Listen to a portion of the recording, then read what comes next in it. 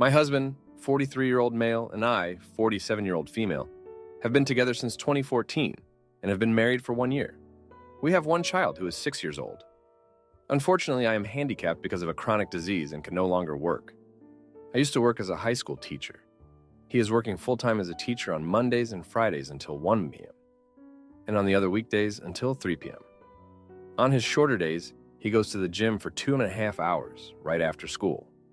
On Monday and Thursday evenings, he plays soccer with some colleagues and visits the sauna afterwards from around 6 p.m. to 10 p.m.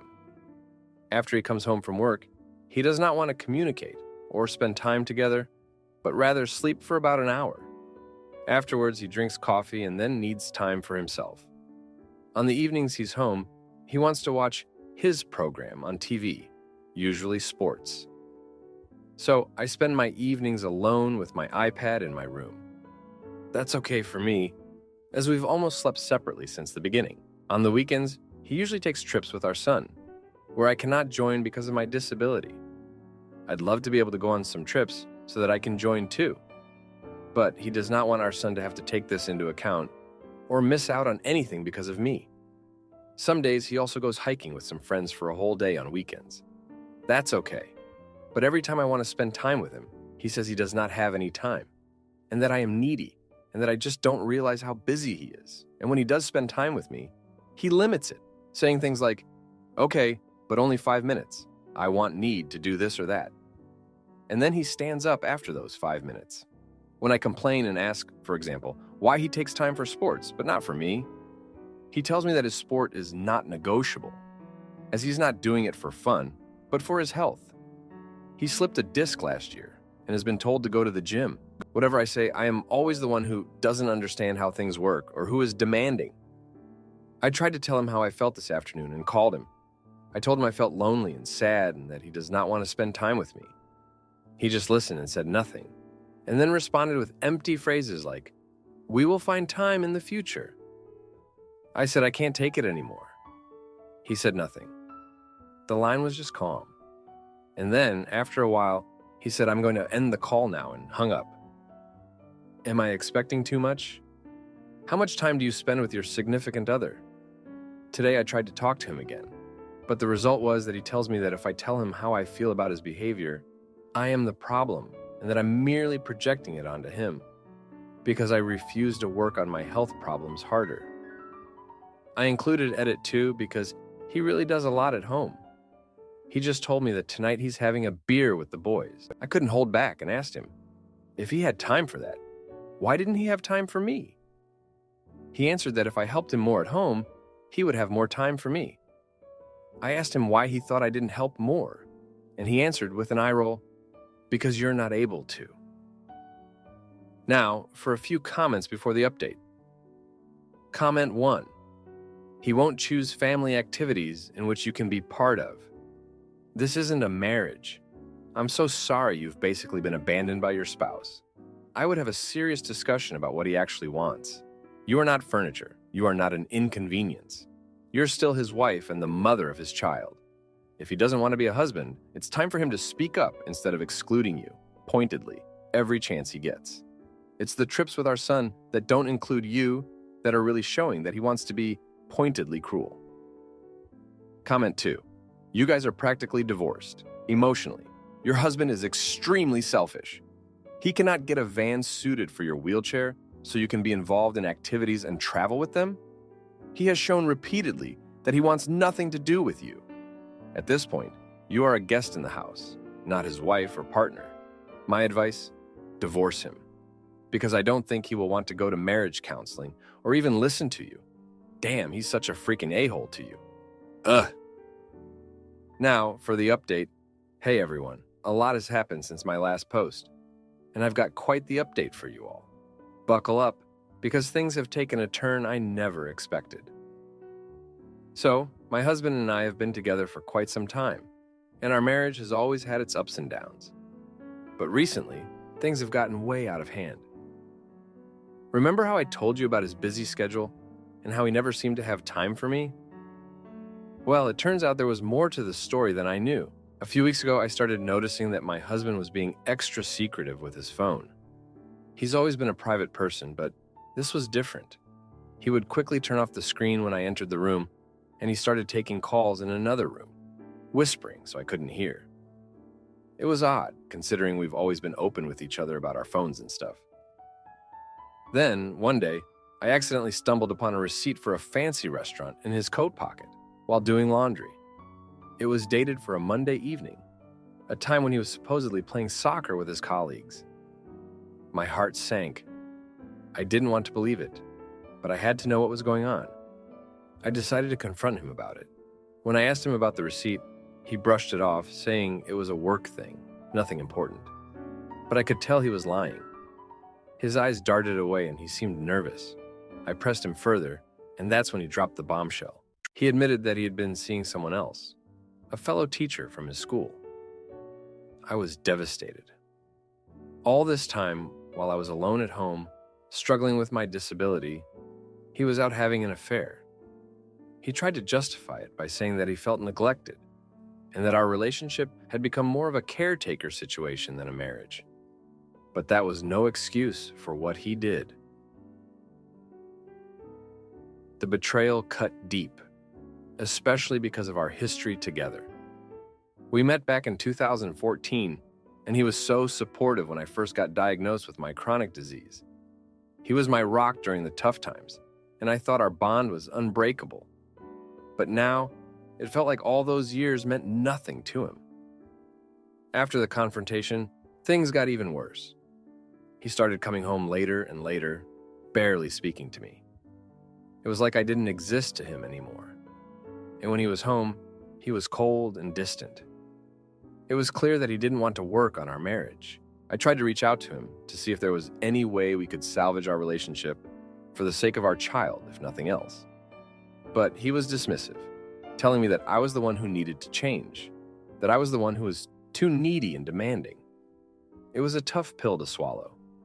I had always been there for him, through his slipped disc and his recovery, always making sure he had everything he needed.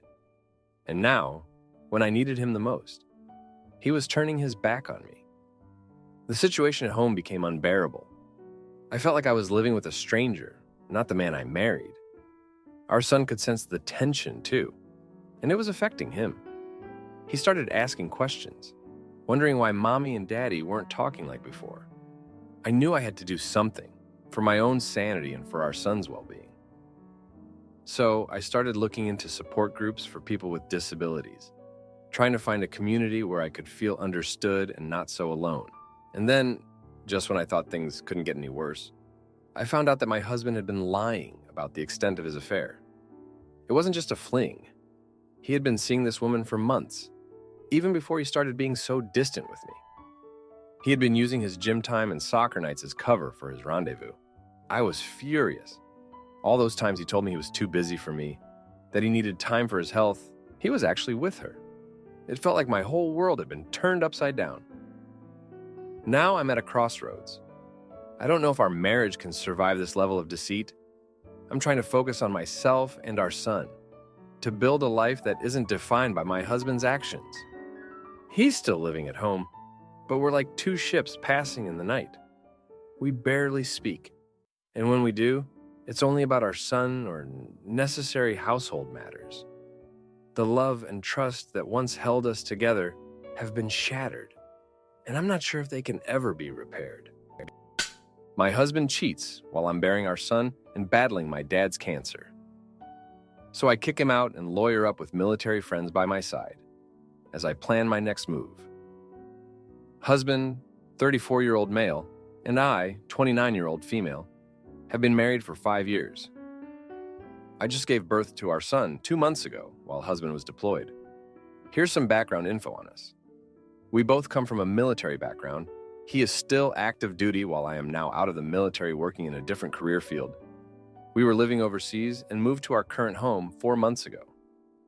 I was diagnosed with PCOS, have had 2 miscarriages, and after trying for 3 years, we went the IVF route. So it has been a long and stressful journey for us to have our miracle baby. My husband left for deployment when I was 8 months pregnant, living in an empty house, sleeping on an air mattress, With a new job in a new country, I don't want this to be a pity party, but I do want to stress that I was not having a great time. On top of this, my father was diagnosed with cancer and going through chemo during this time. My mom came out for my son's birth to help me, but it was a very traumatic experience where I had to have an emergency C-section. My son almost didn't make it, and we were in the hospital for a week. My mom could only stay a couple weeks because she needed to get back to help my dad. Okay, now to my marriage. My husband and I met in the military. I have been deployed, so I know just how much cheating and lying goes on, and it's disgusting. I have always told him that cheating is a deal breaker for me, and I needed honesty in our relationship. I asked him to respect my wishes of not going to strip clubs and not staying out until 4 a.m. Well, this is the third time I've caught him lying about going to a strip club. I saw his location at a club at 2 a.m. and immediately tried calling him. He ignored the call, got an Uber into his hotel, and didn't text me until the next day, like nothing happened. I was livid. I didn't respond to him because he was coming home the following day, and I wanted to talk in person so he couldn't hide anything. That night, he got so drunk that he lost his phone on the way to the airport. When he showed up, he acted like nothing happened. In the process of getting him a new phone, I found a dating app for married individuals seeking affairs. It was downloaded the day after he left for deployment. While I was sitting in an empty house, 8 months pregnant, he downloaded that app. I went to our phone bill and saw that there were no transactions for the app. I know that men have to pay to use this app, so maybe he didn't use it.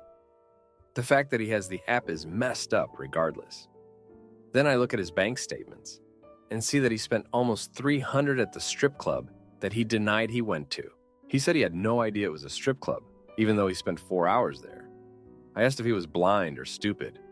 That convo happened 2 days ago and he's sticking to his story, just denying everything and then acting like nothing is wrong.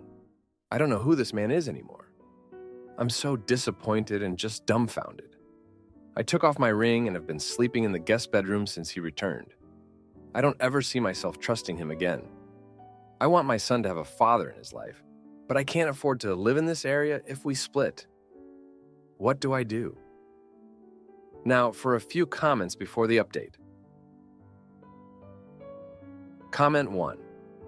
Having gone through something eerily similar minus military, they will lie and lie and lie and gaslight until you feel like you're a dumpster fire emotionally.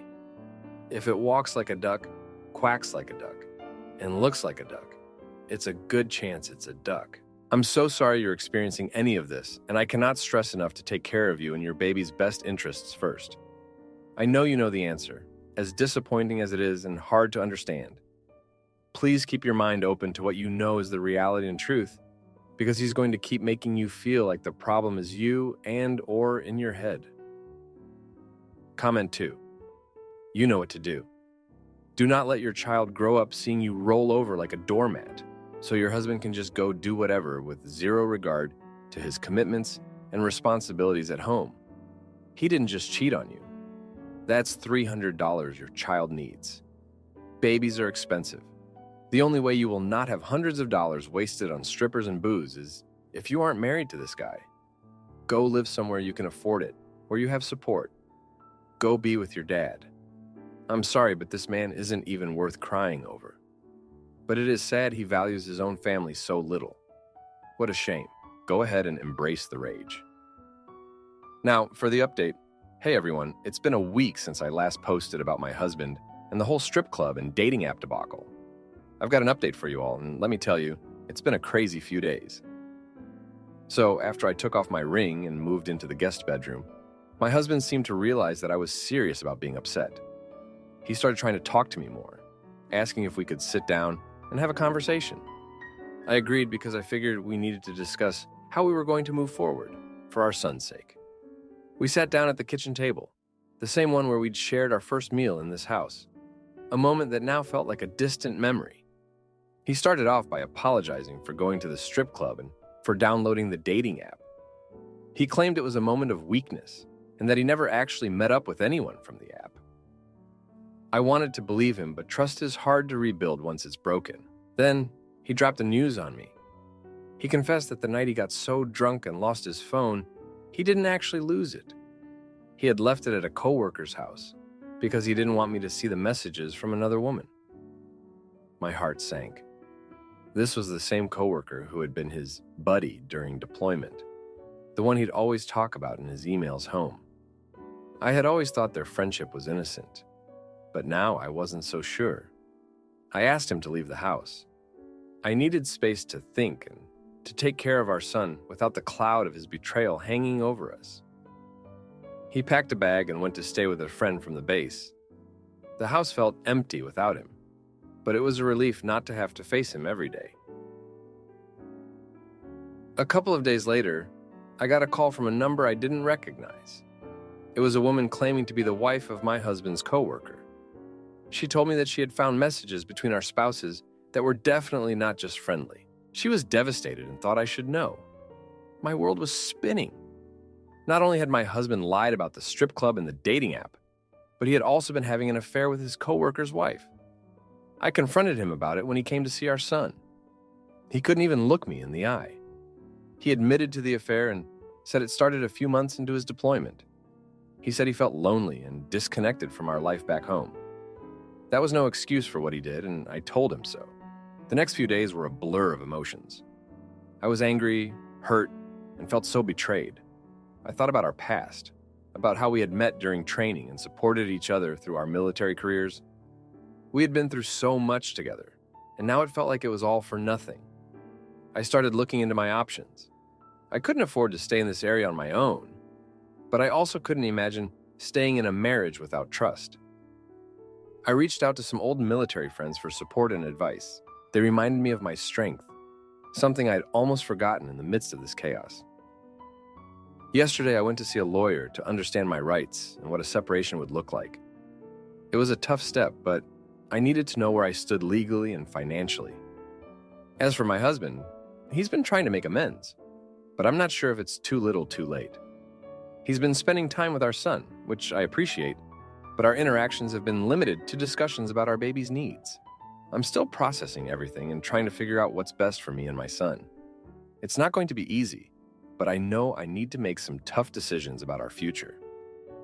My stepsister flirts with another guy. While her BF plans to propose, but when both men show up at our door, I support her choice, despite the mess it's going to make. So full disclosure, I made this Reddit account a week ago, and I've been typing this and deleting it every day out of anxiety. My stepsister, who is 24 years old, and her boyfriend, who is 27 years old, have been together for about 2.5 months. I've only met the guy twice. He's pretty introverted, so I haven't been able to get a great feel for him. But he's a nice guy, has a good job, and treats my sister very well, which makes this freaking mess even worse. 2 weekends ago, me, my sister, and her best friend, who I'm close to as well, went to a show about an hour and a half away. We had pit tickets, so when we got there, we got drinks and stood for a few minutes, trying to get a feel for the crowd. As the opening band began to play, a group of guys filled in behind us. There were 4 of them, all tall and pretty handsome. One of them complimented her best friend's tattoo, and we started talking in kind of merged groups. There was one who kind of dialed into my sister, and they started talking. As they were talking, she had pretty flirty body language, laughing, smiling, touching his arm. She's a very outgoing person, and this isn't totally out of the norm for her, so I kind of looked the other way. However, as the night went on, they kept talking as we were listening to music. They got closer until he was standing behind her, with his hands on her hips and her hands on his like couples do at shows. The group was pretty drunk at this point, so it felt like I was the only one noticing. I made eye contact with her and tilted my head as to ask what she was doing. She smiled and separated herself from him. Whatever. A momentary lapse of judgment. I was willing to call it over. However, an hour later, I was in line for the bathroom, and I saw them in an area towards the back, with her hands wrapped around his neck and his on her hips, talking and laughing in this embrace. Not proud to say I froze, then elected to stay in line and use the bathroom. When I got back to the group, they were gone. They returned about an hour later. What happened in that hour, I have no idea. but I just feel like it was nothing good. The drive home was quiet as the girls had drunk a lot. I dropped them off and haven't been able to stop thinking about it since. So obviously I need to tell him. Like I said before, I don't know him well, but he seems like a good dude. Here's the thing though, I don't have any contact information for him. The only thing I know is where he works and his hours. I don't really want to show up at Buddy's work with life-changing news. So like I said, just feeling very stuck. My sister is genuinely a good person, and I love having her in my life. But I can't just pretend this didn't happen. Edit. For additional context, her dad married my mom about 1.5 years ago. Now, for a few comments before the update. Comment 1. Every time I see this, I give the same advice, and I'll get downvoted for it every time. Everybody telling you to intervene is comfortably not in your position. This is not your problem, and this will come back to bite you if you interfere. Sure, you want to be a good person and do the right thing, but let's play this out. Somebody that you aren't close to is being betrayed. You tell them, they break up, and every family gathering afterwards is going to be difficult. You aren't some relationship Batman, and this is neither your fault nor responsibility to fix. Chances are this relationship is doomed anyways. You don't need to be collateral damage. Comment 2. You've known your stepsister like all your life, so it is valuable you talk to her about it and discuss why she did it.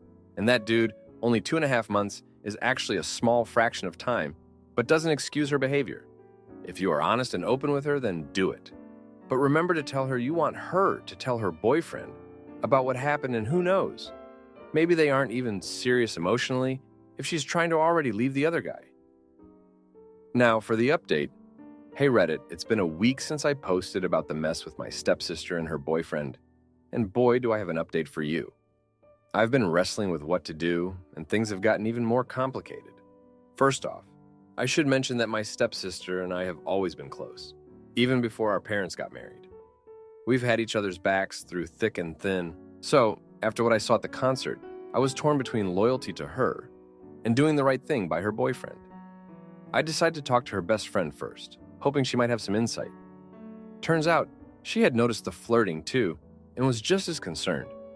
She told me that my sister had been acting off for a couple of weeks, ever since her boyfriend had to cancel their weekend getaway because of a family emergency. She felt neglected, which might explain, but definitely not excuse, her behavior at the concert. After that conversation, I knew I had to confront my sister. It was a tough talk.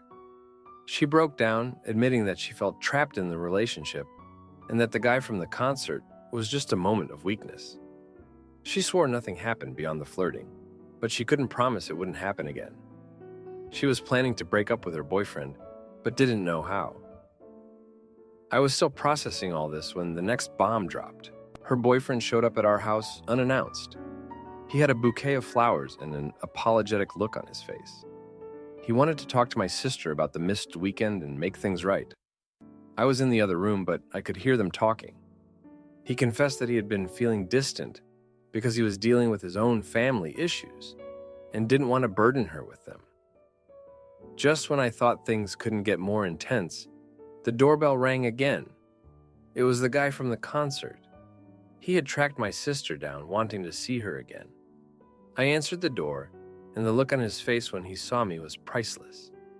He had no idea she lived with me. My sister's boyfriend came to the door, and the two guys sized each other up. My sister was caught in the middle, and I was just standing there, feeling like I was in the middle of a bad drama show. The confrontation was heated. My sister's boyfriend demanded to know who the other guy was. My sister, in a moment of panic, blurted out that he was just a friend from the concert. The other guy, not realizing the situation, corrected her and said they had shared something special that night. I could see the heartbreak in her boyfriend's eyes. He turned to leave, but not before telling my sister that he had been planning to propose during the weekend they missed. He had been carrying the ring around, waiting for the right moment to try again.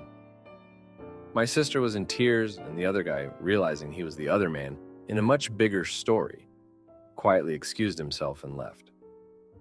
It was just my sister and me, standing in the doorway, the dropped flowers a sad reminder of what could have been. She's been a mess ever since. She knows she messed up. And she's lost not just her boyfriend, but a future she hadn't even let herself imagine. I've been here for her, but it's hard not to say, "I told you so." As for her ex-boyfriend, I haven't seen him since that day. I heard from his coworker that he's taken some time off work to clear his head. I can't help but feel for the guy. He didn't deserve any of this.